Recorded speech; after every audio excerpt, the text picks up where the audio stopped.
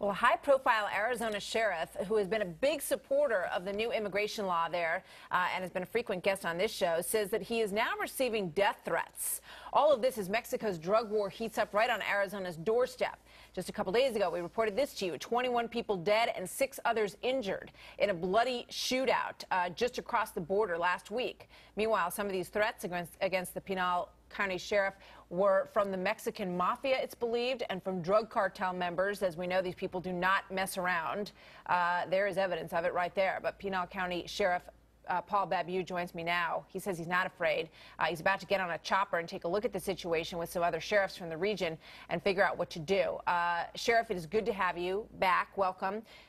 Thanks, Mark. Good morning. Good morning to you. Tell me about these threats that you've received. Well, it's one thing to receive a threat from angry citizens who may disagree with you. Some do disagree with our law. Most support it, however. But it's entirely different for those who are involved in criminal activity. And we have received from outside Arizona credible reports from other law enforcement entities that say the Mexican mafia / cartels have issued a green light on me, which means, hey, go get this guy. Yeah, you know, I mean, we saw what happened recently to a candidate in Mexico who was gunned down as he was running for office there, and that's believed to be the work of some of these groups that you're talking about. What do you do to protect yourself, and what does Arizona do to protect you?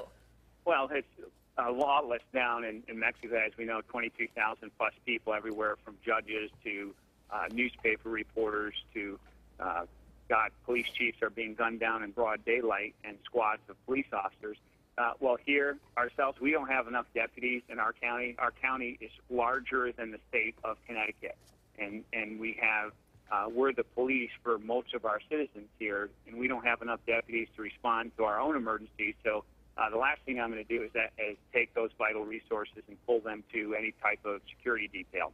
Myself, I'm always armed. I'm a cop first, and I'm just aware of my surroundings, and it's not going to change who I am or speaking out against these folks. We're going to continue to bring the fight to them.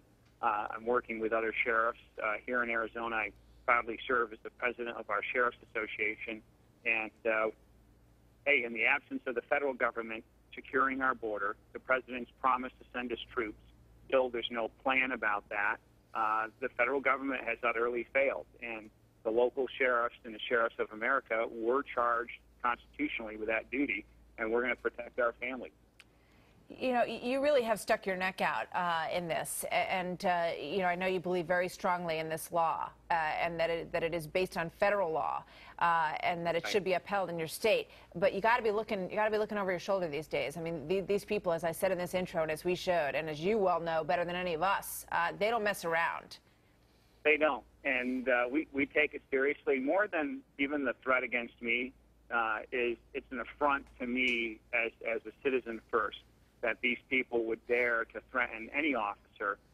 We face threats each and every day, our heroes in law enforcement, but to threaten those leaders in law enforcement is an affront to our republic and to what we stand for, the rule of law. Sure. And so when we're trying to enforce the law, people call us all sorts of names, which is crazy.